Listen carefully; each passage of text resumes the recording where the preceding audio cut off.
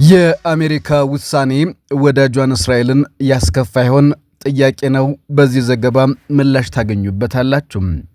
አሜሪካ ከየመን ሁቲ ታጣቂዎች ጋር የተኩስ አቁም ስምምነት ላይ መድረሷን ይፋ አድርጋለች።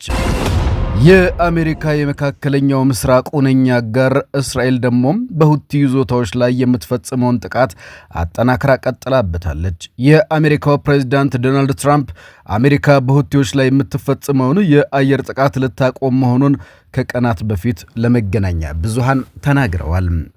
ትራምፕ ባለፈው ሐሙስ ከካናዳው ጠቅላይ ሚኒስትር ማርክ ካርኒ ጋር በዋይት ሃውስ በተነጋገሩበት መርሃ ግብር ላይ ሀገራቸው በሁቲ ታጣቂዎች ላይ የምትፈጽመውን ጥቃት ልታቆም እንደሆነ ተናግረዋል። ሁቲዎች ካሁን በኋላ መርከቦች ላይ አይተኩሱም፣ መዋጋት አይፈልጉም። እኛ ደግሞ ያንን እናከብራለን። እናም የአየር ድብደባ ማካሄዳችንን እናቆማለን። ስለዚህ እነሱም ጥቃት ማድረሳቸውን አቆመዋል ብለዋል። ሁቲዎች እንዳስታወቁት ወይንም ቢያንስ ለኛ እንደገለጹልን ካሁን በኋላ አይዋጉም፣ ነገር ግን የበለጠ ጠቃሚው ነገር ቃላቸውን አምነን መቀበላችን ነው ሲሉ ገልጸዋል። አሜሪካና ሁቲዎችን ያሸማገለችው ኦማን ናት። ሁቲዎች በቀይ ባህር ላይ በሚንቀሳቀሱ የንግድ መርከቦች ላይ ጥቃት ላለመፈጸም መስማማታቸውን ኦማን አስታውቃለች። ውጥረቶች እንዲረግቡ ሀገራቸው ማሸማገሏን የተናገሩት የኦማን የውጭ ጉዳይ ሚኒስትር ባድር አልቡሳይዲ ሁለቱም ወገኖች አንደኛቸው ሌላኛቸው ላይ ጥቃት ላለመሰንዘር መስማማታቸውን ገልጸዋል። ወደፊት ሁለቱም ወገኖች አንዳቸው በሌላኛቸው ላይ ጥቃት አይፈጽሙም፣ በቀይ ባህርም ሆነ በባብ አልመንደብ የአሜሪካ መርከቦችን ጨምሮ ሌሎች ዓለም አቀፍ የንግድ መርከቦች በነጻነት እንዲቀዝፉ እንዲሁም የተሳለጠ ፍሰትን ለማረጋገጥ ተስማምተናል ብለዋል። በሱልጣን ሃይታም ቢን ጣሪቅ አልሳይድ የምትመራው ኦማን አሜሪካንና ኢራንን በኒውክሌር ጉዳይ እያደራደረች እንደሆነ ይታወቃል። ኦማን አልተቻለችም። ዙሪያውን ጎረቤቶቿን በማሸማገል የአንቱነት ሚና ወይም ደግሞ የታላቅነት ሚና ይዛለች። ፕሬዝዳንት ትራምፕ እንደተናገሩት ሁቲዎች መዋጋት የማይፈልጉት መዋጋት ስላልቻሉ ነው። ትራምፕ እነሱ ከዚህ በላይ መዋጋት አይችሉም ቢሉም ሁቲዎች ግን ይህንን የትራምፕ አባባል ውድቅ አድርገዋል። የሃውቲ ዋና ተደራዳሪ መሐመድ አብዱል ሰላም ተኩስ አቁም እንዲደረግ የጠየቀችው አሜሪካ እንደሆነች ገልጸዋል። ተኩስ አቁም እንዲደረግ የሚጠይቁ ተደጋጋሚ መልእክቶች በኦማን በኩል ከአሜሪካን ይደርሰን ነበረ። እኛ ተኩስ አቁም እንዲደረግ ጥያቄ አላቀረብንም። የተቀረው የአሜሪካውያኑ አቋም ነው። እኛ ከአቋማችን ዝንፍ አላልንም በማለት በታጣቂዎች ለሚታዘዘው አልማሲራ የቴሌቪዥን ጣቢያ ተናግረዋል። የትራምፕን ሐሳብ ዋሽንግተን ዲሲ የእስራኤልን መርከቦች መጠበቅ ባለመቻሏ ያጋጠማት ፍርሃት መግለጫ ሲሉ አጣጥለውታል። ከዚህ በተጨማሪ አሜሪካ ስምምነቱን በተግባር ማክበሯ መገምገም እንደሚያስፈልግና ስምምነቱን የማታከብር ከሆነ ግን ቡድኑ ተገቢውን ምላሽ ለመስጠት ዝግጁ እንደሆነ አስጠንቅቀዋል። ሁቲዎች እስራኤል በጋዛ እያካሄደች ያለችውን ዘመቻ በመቃወምና ለሐማስ ያላቸውን ወገንተኝነት ለማሳየት ወደ እስራኤል በተደጋጋሚ ሚሳኤል ያስወነጭፋሉ። እስራኤልም ምላሹን ወዲያው ትሰጣለች፣ ሳይውል ሳያድር። ይህ ጉዳይ እየቀጠለ ነው። አሜሪካ ደግሞ ከሁቲዎች ጋር መስማማቷ እስራኤልን ሌላ ብዥታ ውስጥ ይከታት ይሆን የሚል ስጋት ፈጥሯል። ነገር ግን የእስራኤል የጸረ ሚሳኤል መከላከያ ስርዓትን አልፈው መሬት ላይ የሚያርፉት ጥቂቶች ናቸው። የሁቲዎች የሚያስወነጭፏቸው በተደጋጋሚ ወደ እስራኤል የሚልኳቸው ሚሳኤሎች። በምላሹ አሜሪካና ዩናይትድ ኪንግደም የሁቲ ኃይሎችን ኢላማ በማድረግ የመን ውስጥ ተከታታይ ጥቃቶች ፈጽመዋል። በአጸፋው የሁቲ አማጽያን ከእነዚህ ሀገራት ጋር ግንኙነት ያላቸውን ሌሎች ሀገራት መርከቦች ኢላማ እያደረጉ ይገኛሉ። ይህ አማጽያኑ ጥቃት በርካታ የመርከብ ድርጅቶች በዓለም የባህር ንግድ ውስጥ 15 በመቶ ድርሻ ያለውን የቀይ ባህር መስመር እንዳይጠቀሙ እያስገደዳቸው ነው። አሜሪካ ካለፈው ወር አጋማሽ ወዲህ በየመን በሁቲ ታጣቂዎች ይዞታዎች ላይ መጠነ ሰፊ የአየር ጥቃት እየፈጸመች ትገኛለች። የአሜሪካ ጦር ማዕከላዊ እዝ በየመን ሁቲዎች ላይ ስለተፈጸሙት ጥቃቶች ባወጣው ሪፖርት ጦሩ ካለፈው ወር ጀምሮ ከ800 በላይ የአየርና የባህር ዘመቻ ጥቃቶችን መፈጸሙን ይፋ አድርጓል። በጥቃቶቹም በመቶዎች የሚቆጠሩ የሁቲ ተዋጊዎችና በርካታ መሪዎች ተገድለዋል ብሏል።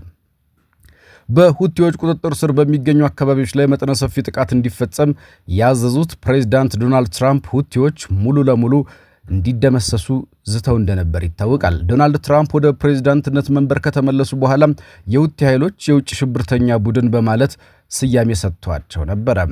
የቀድሞ ፕሬዝዳንት ባይደን ግን በየመን ያለውን ሰብአዊ ቀውስ ለማቃለል በሚል ይህንን የቡድኑን ጉዳይ ለጊዜውም ቢሆን ዶናልድ ትራምፕ በቸርነታቸው ፍረጃውን አንስተውለት ነበረ። ሁቲዎች ከአሜሪካ ጋር የተኩስ አቁም ስምምነት አድርገናል ቢሉም የአሜሪካ የመካከለኛው ምስራቅ ሁነኛ አጋር ከሆነችው ከእስራኤል ጋር በመደበኛ ጠላትነት ቀጥለዋል። ሁቲን እስራኤል መርዛ ይዘዋለች፣ አትተውም፣ ሁቲዎች ካልጠፉ ሰላም የለም ብላለች። የተኩስ አቁም ስምምነቱ እስራኤልን እንደማያካትት ሁቲዎች ገልጿል። የቡድኑ ዋና ተደራዳሪ መሐመድ አብድል ሰላም ስምምነቱ በምንም አይነት ሁኔታ እስራኤልን አይመለከትም በማለት ለሮይተርስ የዜና ወኪል ተናግሯል። እስራኤል በሁቲ ይዞታዎች ላይ የምትፈጽመውን ጥቃት አጠናክራ ቀጥላለች። የሁቲ ታጣቂዎች ከአንድ ሳምንት በፊት ወደ እስራኤል ያስወነጨፉትና አሜሪካ ሰራሹ ታድ ጸረ ሚሳኤል እንዲሁም የእስራኤል የረጅም ርቀት ሚሳኤል መከላከያ ቴክኖሎጂዎች ሊያከሽፉት ያልቻሉ ባላስቲክ ሚሳኤል በርካታ መንገደኞችን በሚያስተናግደው በማዕከላዊ እስራኤል በሚገኘው የቤንጎሪዮም አውሮፕላን ማረፊያ አካባቢ መውደቁም እንዲሁም ጉዳት ማስከተሉ በብዙዎቻችን ዘንድ የሚታወቅ ነው። በሰዎችና በመንገድ ተሽከርካሪዎች ላይ ጉዳት ያደረሰው በረራዎች እንዲስተጓጎሉ እንዲሰረዙ ያደረገው ሚሳኤል ነበረ። የእስራኤሉ ጠቅላይ ሚኒስትር ቢንያሚን ኔታንያሁም ሁቲዎች የሚፈጽሟቸው ጥቃቶች ጀርባ ኢራን እንዳለች ገልጸዋል። እስራኤል በመረጠችውና ባቀደችው ጊዜና ቦታ በዋናው አውሮፕላን ማረፊያችን ላይ ለተፈጸመው የሁቲዎች ጥቃት ለሽብር አለቆቻቸው ለኢራን ምላሽ ትሰጣለች ብለው ነበረ። እግረ መንገዳቸውንም እስራኤል በጋዛ የምታደርገውን ጥቃት እንደምትገፋበትና ሐማስ የሚባል ቡድን በጋዛ ህልውና እንደማይኖረው በቪዲዮ ባስተላለፉት መልእክታቸው ተናግረው ነበረ። የአጸፋ እርምጃ እንደምትወስድ የዛተችው እስራኤል ትላንትና በሆዴዳ ግዛት የሚገኙ 3 ወደቦች ላይ ጥቃት መፈጸሟ ይታወቃል። ባለፈው ሳምንት የሁቲ ኃይሎች አቅርቦት ማዕከል የሆነው የሆዴዳ ወደብና ከወደቡ በስተምስራቅ የሚገኝ የሲሚንቶ ፋብሪካ እንዲሁም የሰንዓ አውሮፕላን ማረፊያ ሌሎች ስፍራዎች በእስራኤል ጦር ጥቃት እንደተፈጸመባቸው ይታወቃል። ሆዴዳ ወደብ የሁቲ ታጣቂዎች ከኢራን የጦር መሳሪያ የሚያስተላልፉባት ወደብ በመሆኗም የጥቃት ኢላማ እንደሆነች የእስራኤል ጦር ገልጿል። ሁቲዎች እስራኤል ለሰነዘረችባቸው ጥቃት ከባድ ያጸፋ ምላሽ እንደሚሰጡ ዝተዋል። የየመን ፖለቲካ ጠቅላይ ምክር ቤት ሊቀመንበር መሃዲ አልማሻት የሰንዓ ምላሽ የሚያሳምምና እስራኤል ከምትገምተው በላይ ልትቋቋመው ከምትችለው በላይ እንደሚሆን አስጠንቅቀዋል። ከአሁን ጀምሮ በመጠለያችሁ ውስጥ ቆዩ፣ አሊያም ወደምትሄዱበት ሂዱ። ከዚህ በኋላ የከሸፈው መንግስታችሁ እናንተን ከጥቃት ሊጠብቃችሁ አይችልም በማለት ለእስራኤል ዜጎች መልእክት አስተላልፈዋል። የሁቲ ቃል አቀባይ ብርጋዴር ጀነራል ያህያ ሳሪ በበኩላቸው የትኛውም አይነት ወረራና ጥቃት የመን የፍልስጤማውያን ጭፍጨፋም የጋዛ ከበባ እንዲያቆም ለማድረግ ፍልስጤምን ከመደገፍ እንደማያግዳቸው ተናግረዋል። የሁቲ ቃል አቀባይ ብርጋዴር ጀነራል ያህያ ሳሪ በበኩላቸው የትኛውም አይነት ወረራና ጥቃት የመን የፍልስጤምን ጭፍጨፋና የጋዛ ከበባ እንዲያቆም ለማድረግ ፍልስጤምን ከመደገፍ እንደማያግዳት ተናግረዋል። ቡድኑ የእስራኤል መርከቦች በቀይ ባህርና በአረቢያ ባህር ላይ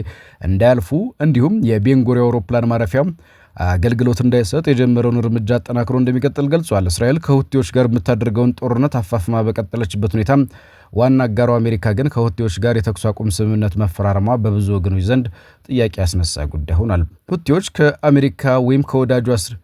ሁቲዎች አሜሪካ ከወዳጇ ከእስራኤል ተነጥላ ስምምነቱን መፈረሟን እንደ ድል ቆጥረውታል። የቡድኑ ዋና አስተዳዳሪ መሐመድ አብድል ሰላም የአሜሪካ እርምጃ እስራኤልን የሚያሳዝን ተግባር እንደሆነ ተናግሯል። እስራኤል በየመን ተራሮች ተውጠው ከመቅረት ለማምለጥ ሲሉ የተኩስ አቁም ስምምነት በፈረሙት በአሜሪካውያን አቋም አዝነዋል። ስምምነቱ እስራኤልን ብቸኛ አድርጎ አስቀርቷታል ብለዋል።